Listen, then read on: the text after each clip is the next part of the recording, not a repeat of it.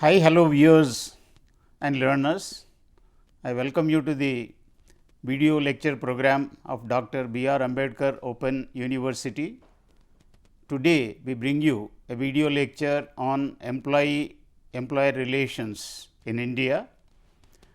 This lecture relates to undergraduate program semester 5 of public administration.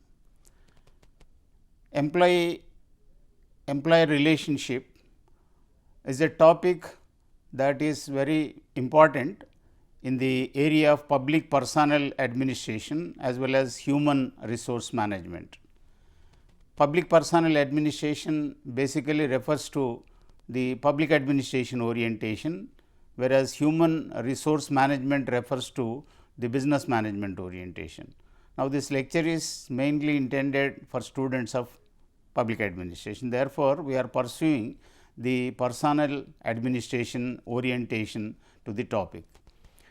Employer relations are alternatively known with several other names. They are known as labor relations, they are known as industrial relations, employer relations, as I said in the beginning itself. They are known as workplace relations, workforce relations, HR relations, staff management relations. Here the word industrial relations needs little elaboration. Industrial relations does not mean only relations within the confines of an industry.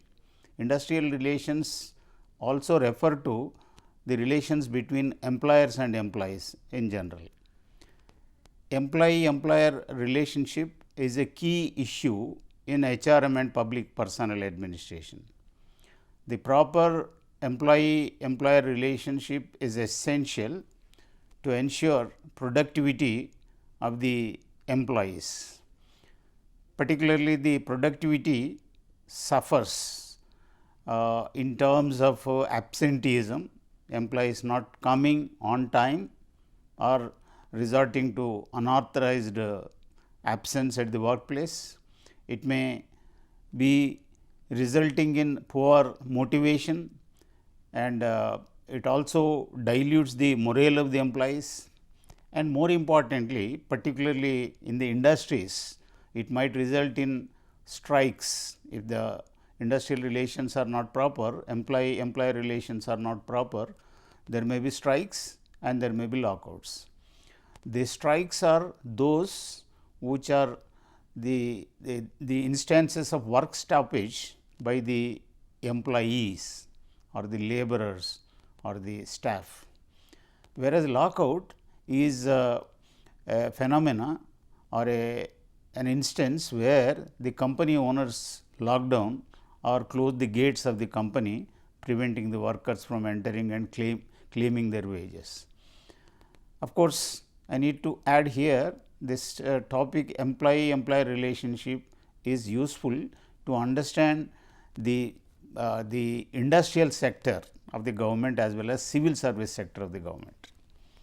Now, India is a country which for a very long time has been pursuing the policy of mixed economy. Under this, the government has established a large number of industries all over the country, and huge numbers of people have been working in these industries, and this was inevitable in the initial stages of development of India post independence India, immediate post independence India, because we did not have sufficient private capital to start industries. Therefore, government had to be the prime mover for the industrialization of the country. Of course, subsequent to 1991 LPG policy, liberalization, privatization and globalization policy, there has been a shift towards privatization and establishment of private sector industries or denationalization of the industry partially or fully. Such things have happened. So, therefore, in this lecture we shall be viewing the employee-employer relationships in two areas of focus. One is industries of the government, second in the civil service sector also. The scope of this lecture is it extends to so many things. We have in the first part 3 things that we need to cover. We are in fact covering.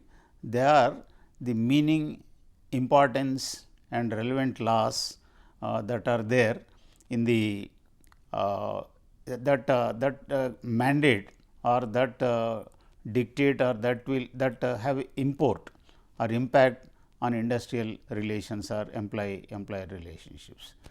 Here the employee employer are the terms that need to be first understood. In the context of the government, the employer means the government, whereas in the private sector it may be an industrialist or an entrepreneur, but in the public sector it is the government. There are industries at different levels in India. There are central public sector undertakings, they are also known as PSUs.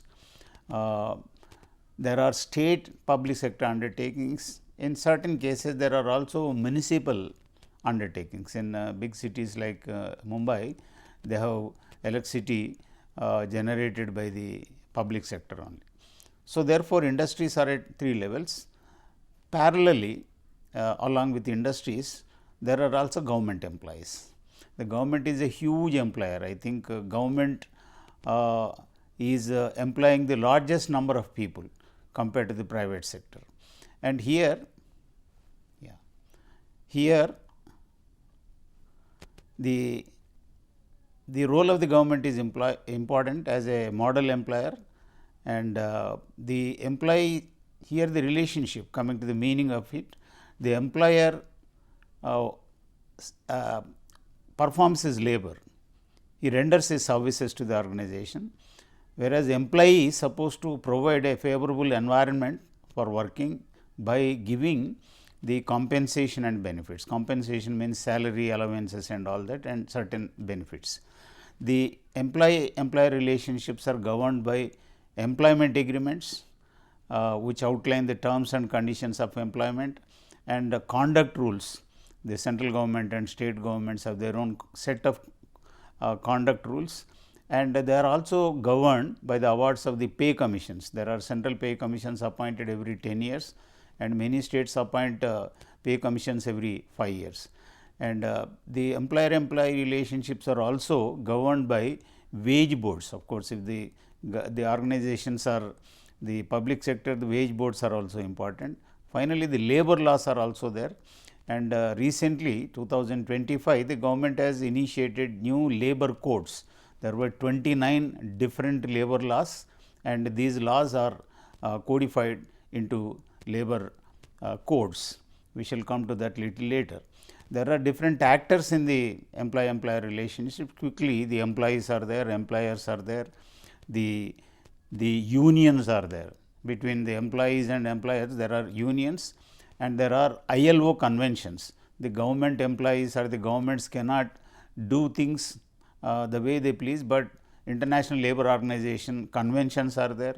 There are also the activities of the administrative tribunals and labor courts. So, therefore, the actors in employee-employer relationship are many, and the employee, the nature, the quality of employee relationships depends on the working of all these different actors.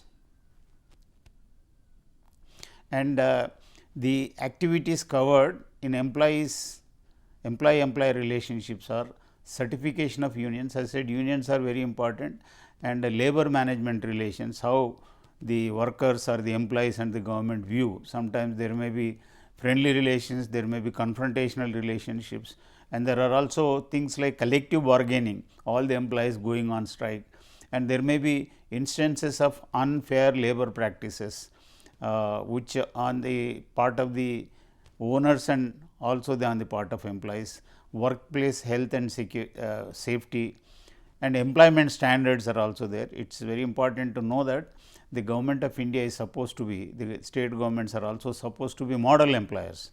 There are so many private industries.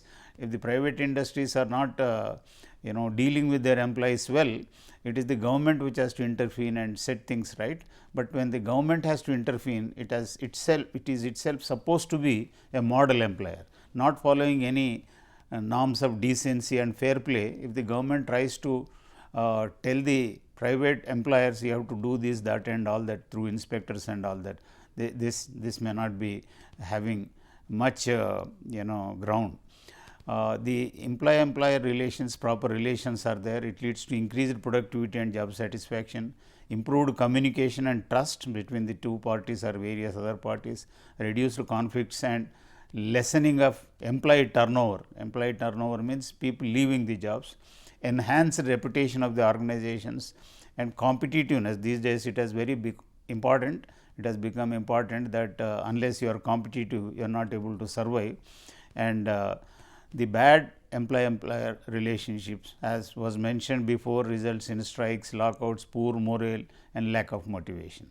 Now, in this part of the lecture, we have covered the meaning of employer-employee relationships and its scope within the sector of government, private sector and also in the civil service sector.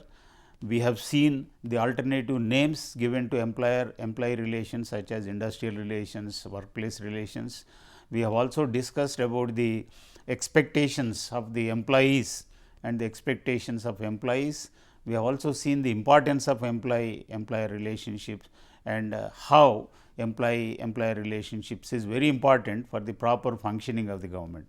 If these relations are not proper, the government suffers enormously in terms of its efficiency, its economy and also in terms of the reputations. Thank you, viewers.